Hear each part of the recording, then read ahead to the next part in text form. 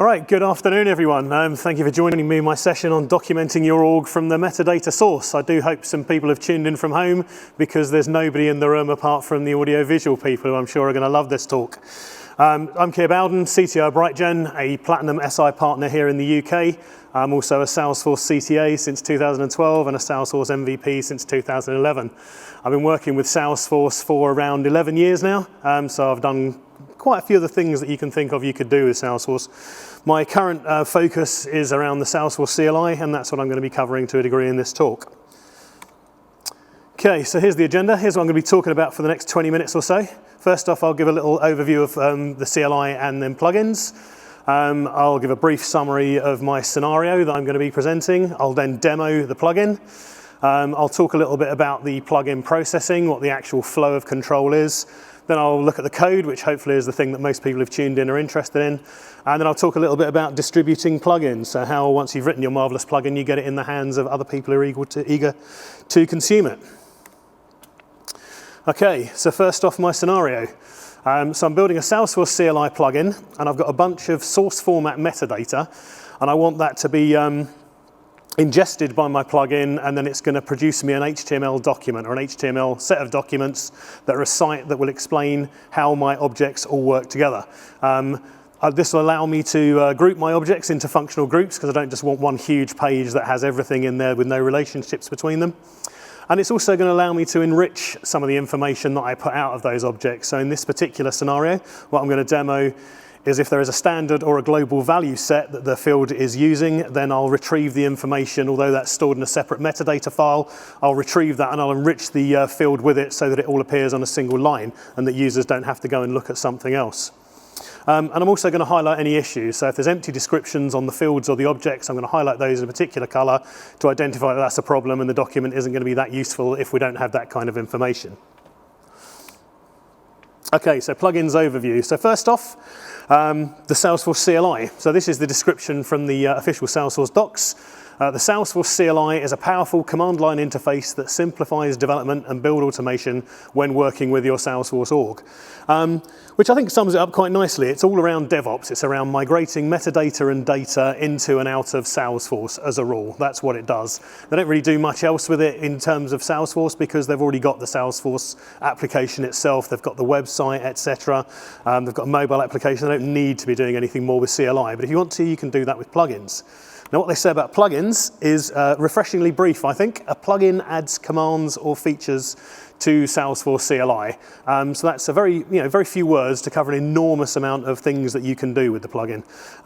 That's probably all I'm going to say about the CLI. If you're interested in knowing more about what you can do with the standard CLI, then check out the play-by-play at the short link shown there. I recorded that with Don Robbins for Pluralsight, and I understand that's now free, so help yourself to it.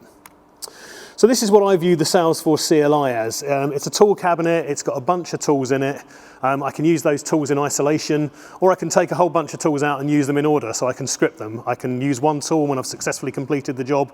With that one tool, I can move on to the next one. So for example, I can use the CLI to deploy some metadata to an org. Once that's successfully completed, I can then go and run the tests. So I'm mixing and matching the tools. Where we're talking about plugins, it's still part of the same tool cabinet, only I've been able to extend it in multiple directions. So I'm adding to it. It's still in and of the Salesforce CLI, but it's my custom code. And this is, again, as I say, this is all part of the same tool chest. It's all in and of the CLI. Only really limited by the imagination that you have and the amount of time that you have in terms of what plugins you want to build. I have loads and loads of ideas. My big gating factor at the moment is that I just don't have enough time to do this. So, generating a plugin. To generate a plugin at the command line, I run the sfdx plugins /generate command. This asks me a bunch of questions, as you can see there. Hopefully everyone can see that at home. If you can't, then move closer to your television or get some binoculars out or a magnifying glass. So they asked me the package name, it asked me for a description, who's the author. There's a few things around licensing, and then it'll automatically generate some links to the GitHub repository if that's what I'm using. So once I answer those questions, I hit return. It then goes away, downloads a bunch of stuff, builds me an example package, example plugin rather, with an example command that I can easily copy and reuse. So that's how you always start. You never start from scratch. You always generate the example one, then you hack that around as you need to. Right, so now I'm going to jump out of here and I'm going to demo the plugin. So if I just get that command up. So here's my source, and I will make that a bit larger because that probably is a bit difficult to see. So here's my source directory. I've got ForceApp main default, obviously, which is where my source format metadata is. And then I've got a bunch of objects in there. They're related to books and authoring and publishers and things like that. So I was trying to do something around the bookstore, really, something relatively straightforward with a few different objects that relate to each other.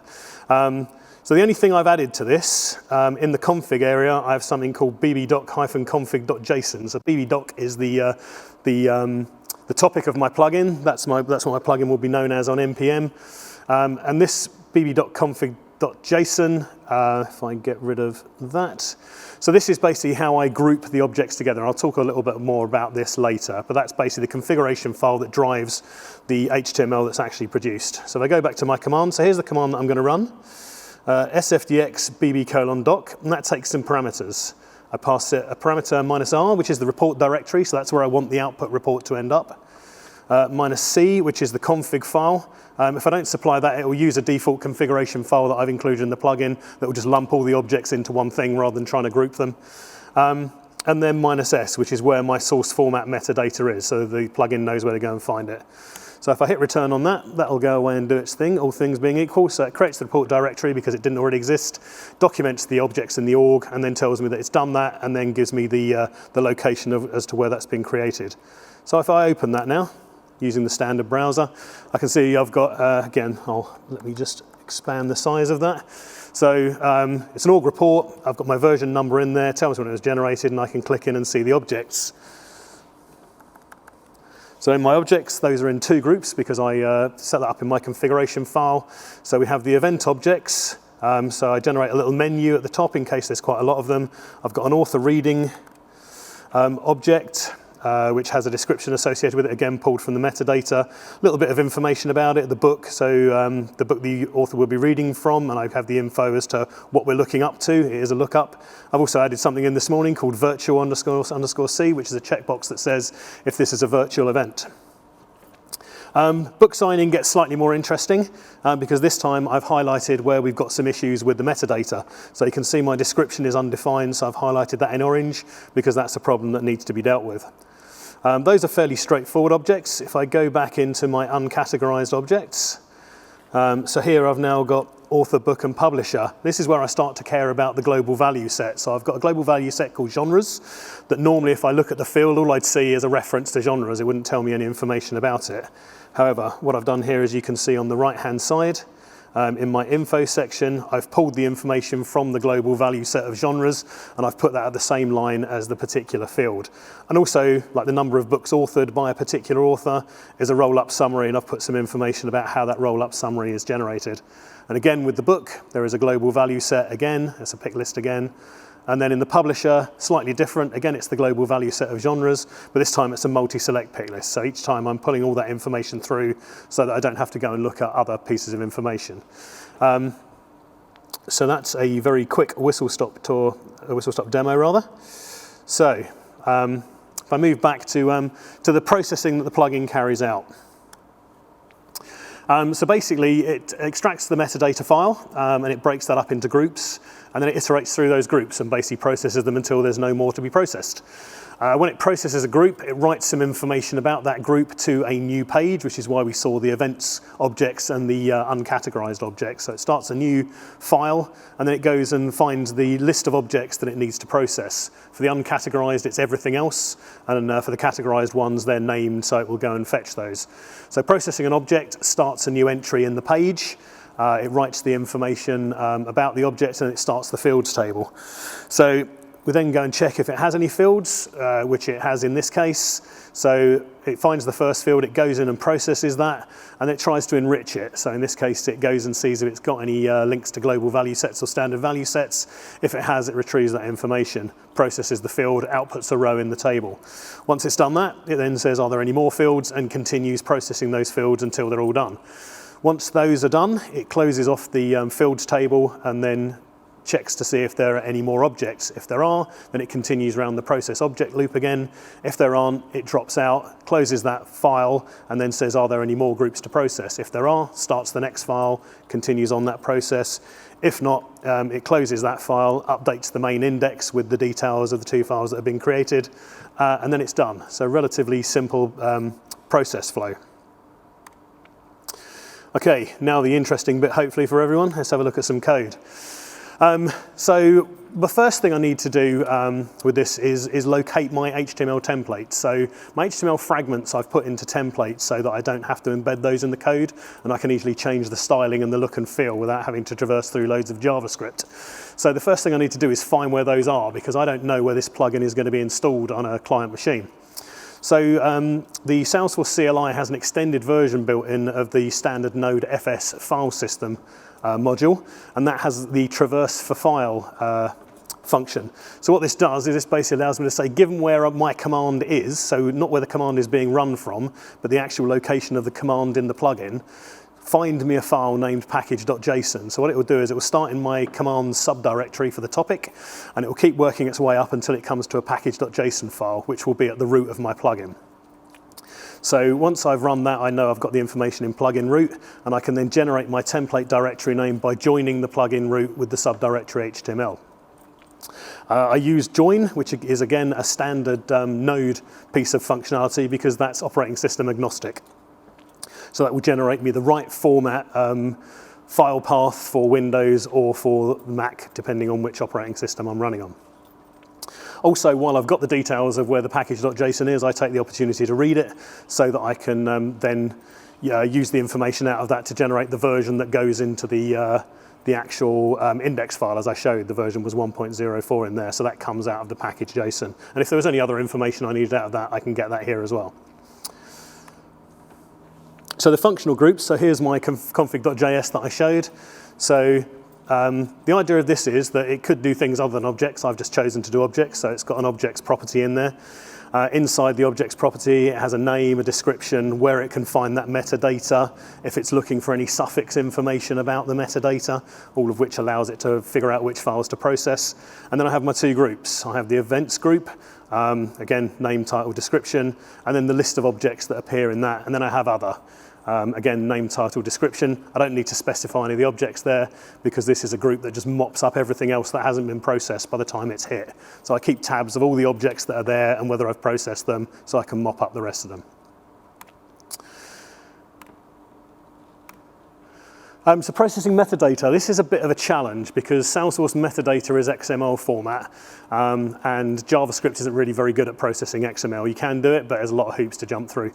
An easier way to do it, and this is something that I can do in a plugin because I'm using Node, so I have access to all the NPM packages that are available out there, over 1 million now, I believe. So I can go and find a package that provides the support that I need. I don't have to write all this code myself. So my solution is to use fast XML parser, which is well named because it's fast. It parses XML into JavaScript or JSON objects, depending on what I want. It's synchronous. So it's not a huge deal when you're dealing with the Salesforce CLI because you're in asynchronous mode anyway. Your plugin commands are asynchronous functions, so you can await asynchronous operations. But if there's something there which is synchronous, I just tend to use that because it makes things more straightforward and it makes the intent of my code clearer. It's really popular, 100,000 plus downloads a week, which is an enormous amount in Node world. And it's an MIT license, so I can do pretty much what I want with it. So there's a link there at the bottom if you want to go and have a look at that. So processing local metadata. So here's an example of a description field, custom field description. You can see that's all in XML. And here's how I pull that in and process that in JavaScript. So I import parse from fast XML parser.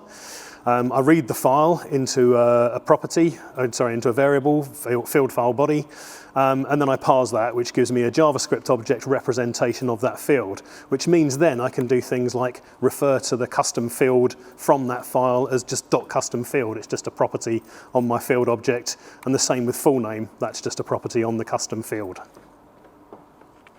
Yeah, really nice, really powerful, very good way of manipulating metadata.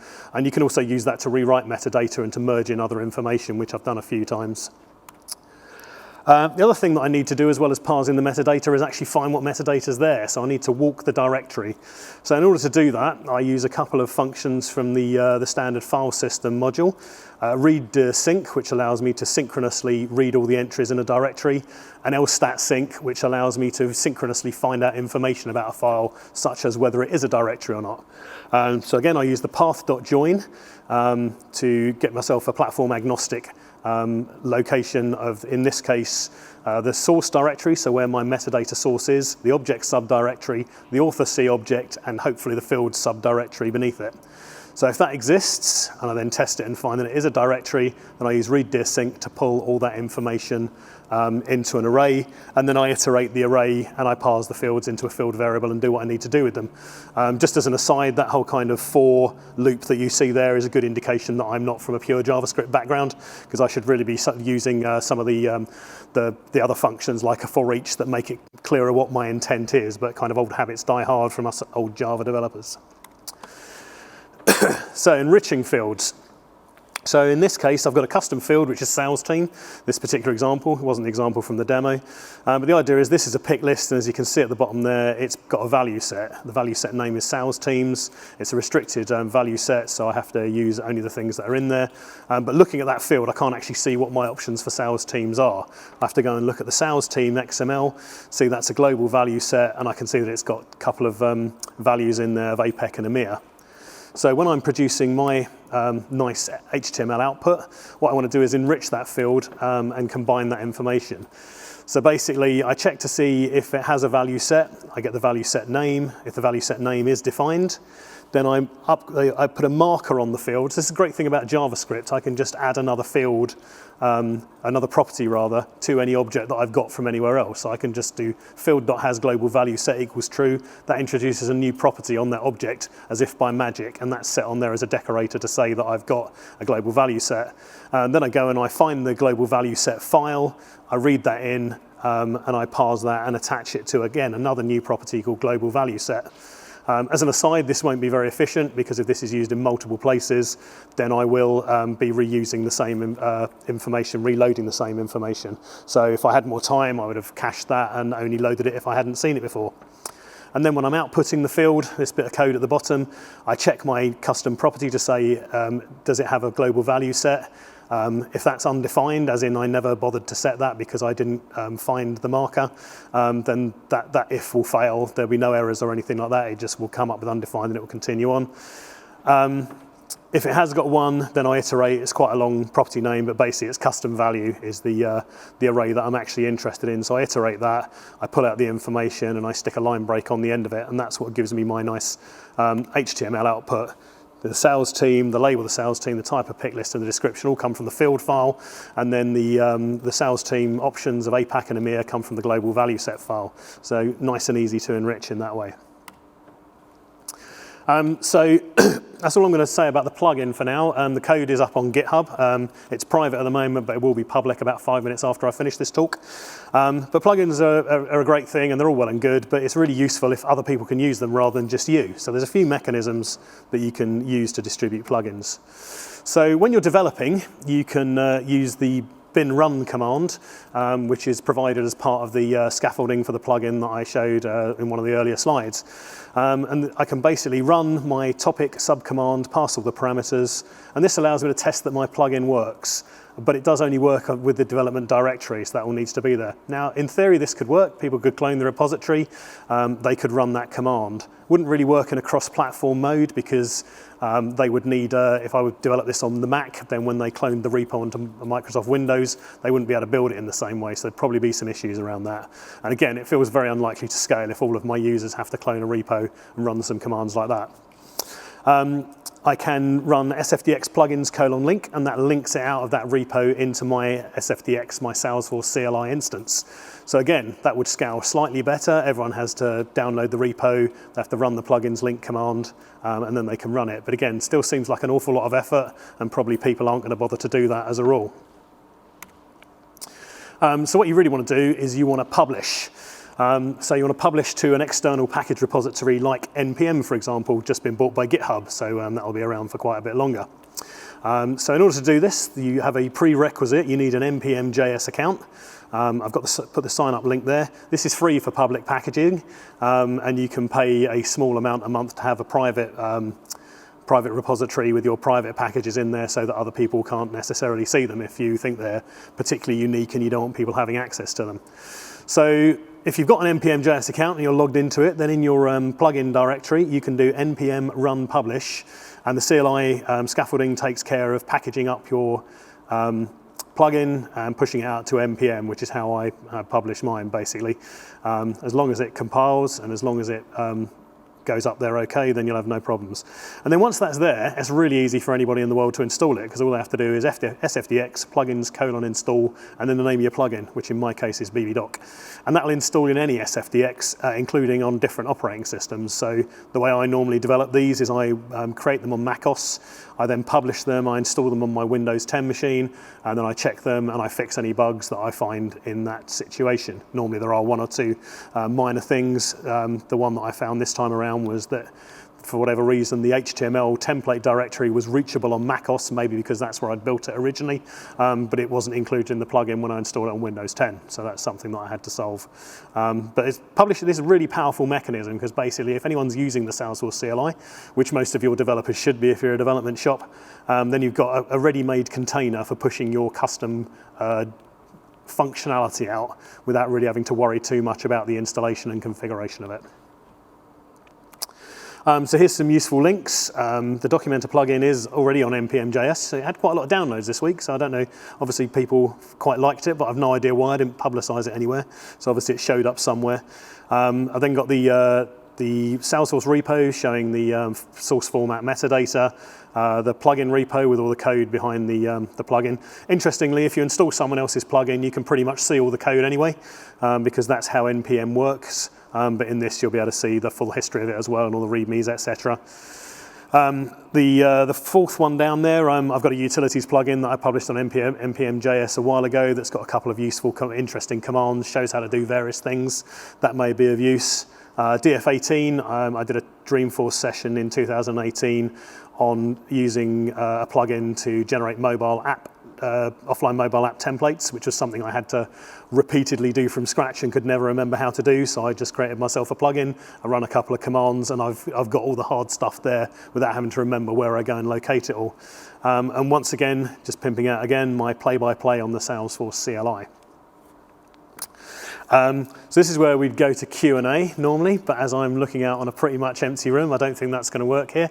So understand this is all being streamed on YouTube, so once I've finished here, I'll be going over to the YouTube channel to see if there are any questions that I can answer.